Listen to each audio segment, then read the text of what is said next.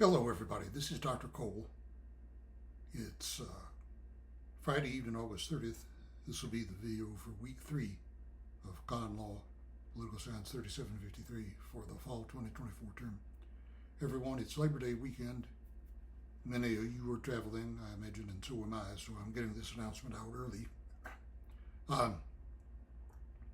Everybody, I've put announcements out for Quiz 2 and Discussion 2. Quiz 2 will be the 12th, which will be the week after Labor Day, the Thursday of the week after Labor Day. Then the following Monday and Tuesday, we will have Discussion 2. That's the 16th and the 17th. Now, this is all pertinent to executive power, which is what is on the syllabus, not this coming week, but the following week. Okay, not the week of Labor Day, but 2 weeks after that, we will be doing executive power. Okay. So be on the alert for that. I will be getting lectures 6, 7, and 8 on executive power up on the website over the week of Labor Day, with any luck. 4 and 5 are already up, and that's our material for the week of the 2nd, beginning Tuesday the 3rd when we come back from Labor Day. Now, in lectures 4 and 5, we have efforts to curb or limit the court, and then threshold requirements that a case must meet before it can come before the Supreme Court. Now, there are any number of ways to push back against the Supreme Court. One way is to appoint new justices with different views when vacancies arise, but short of that, there have been a few instances of reversing the court by constitutional amendment. Excuse me. Dred Scott would be a good example. The 14th Amendment overturned the Dred Scott decision from before the Civil War, although you could say that it really was the war itself that effectively overturned that. The 26th Amendment that lowered the voting age to 18, that was aimed at a Supreme Court decision that said that could not be done by statute. It would have to be done by constitutional amendment, and so an amendment was put forward, and it went through quickly in the early 70s during the Vietnam War era. If the body of law at stake in a Supreme Court case is a statute rather than the Constitution, then Congress can simply change the statute and reverse the decision. And one example where that was done was the Ward's Cove case that was reversed by the Civil Rights Act of 1991 that restored the standard in Griggs versus Duke Power, going back a couple of decades earlier.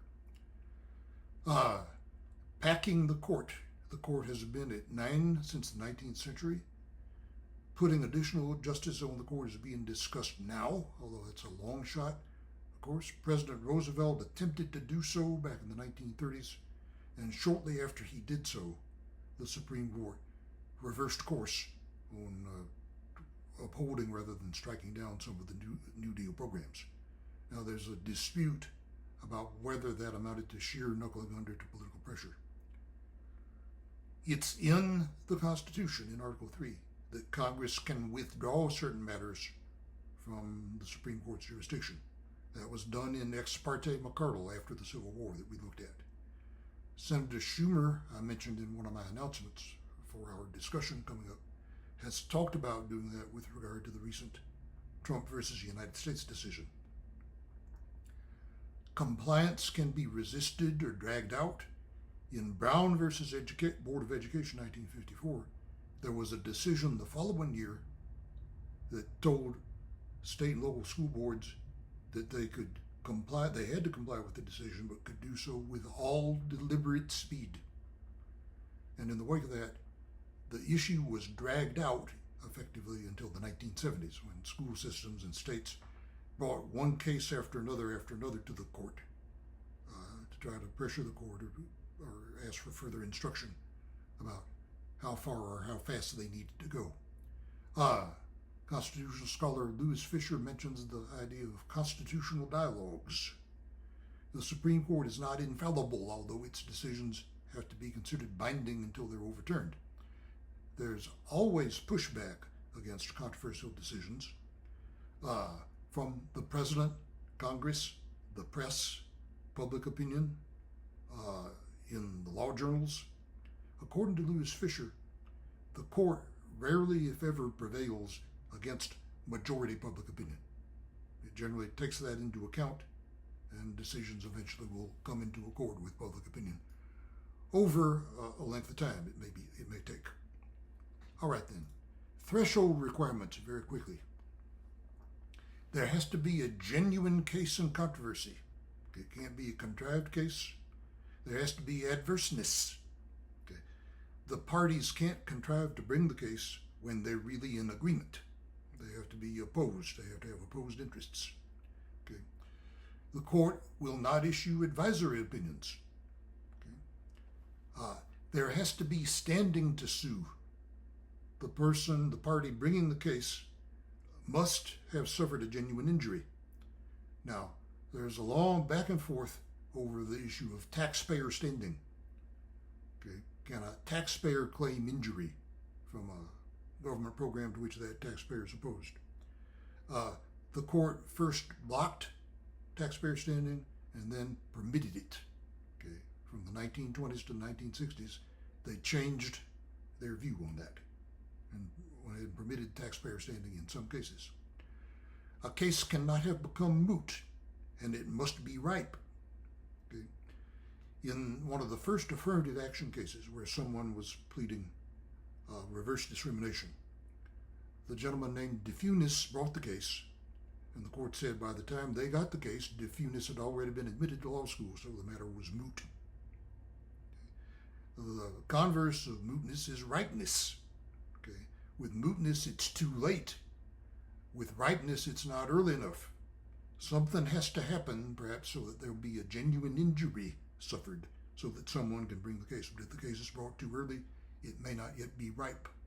So mootness and ripeness are principles that kind of go hand in hand. Then there is the political question doctrine. Okay. The court will not take a case. The court sometimes stipulates that a certain matter is to be left to the political branches, the president, Congress, the state and local governments. It's a political matter, and so they won't delve into it. We mentioned the Supreme Court reversed itself on that from 1948 to 1962 on the apportionment issue, the so-called one person, one vote principle. And we showed you, we quizzed you on the Baker versus Carr decision, where there's a lengthy disquisition on what is and is not a political question. Now, people will say very often the political question doctrine is simply a maneuver by the court to duck a matter that they don't want to take on. If they don't want to take the matter on, they may simply declare it to be a political question, and that may be all that is going on, some people think, when the Supreme Court invokes the political question doctrine. Well, we've got quite a bit on that. We've had you look at Baker versus Carr already. So we'll be looking at lectures 4 and 5 this week on curbing the court and threshold requirements. Then after that, we'll be moving on to executive power. So study hard, take it easy. We wish everybody a happy Labor Day, and we will see you a little over a week from now. We'll probably be talking to you again, more than likely Sunday the 8th or so. So have a good Labor Day, and we'll be talking to you again soon.